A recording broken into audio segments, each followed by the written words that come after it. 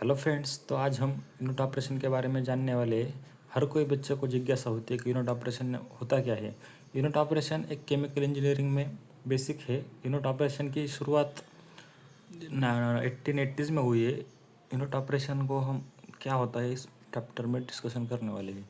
तो unit operation are the basic building blocks any chemical engineering process. Unit operation are termed as any physical changes and chemical changes process.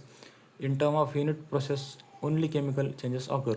वह क्या कर रहा है कि unit operation are basic building blocks any chemical process. Unit operation are of term as physical changes and chemical changes which are chemical unit process. Means difference क्या है, तो unit operation में तो केमिकल चेंजेस नहीं होते और unit process बोले तो केमिकल चेंजेस होते हैं। If any one ask you what is unit operation in different subject that will be defined as following. तो अब इंटरव्यू में हम जाते हैं तो हमें बहुत सारे क्वेश्चन रहते हैं कि मैकेनिकल ऑपरेशन और heat transfer operation, thermodynamic operation में यूनिट ऑपरेशन होता क्या है। तो हर कोई बच्चा कन्फ्यूज हो जाता है। तो इसी को ध्यान में रखते हुए हमने सम एग्जांपल निकाले हैं आपकी समझ के लिए। तो मैकेनिकल ऑपरेशन में क्रशिंग रहती है, मतलब जॉ क्रशर। जॉ क्रशर बोले तो जो जिसमें स्टेशनरी और मूवेबल जॉ होता है वो उसमें मूवमेंट होती है, फिजिकल चेंजेस होते हैं, तो इसे हम यूनिट ऑपरेशन कहते हैं। उसके बाद ग्रिंडिंग, स्क्रीनिंग, फिल्ट्रेशन।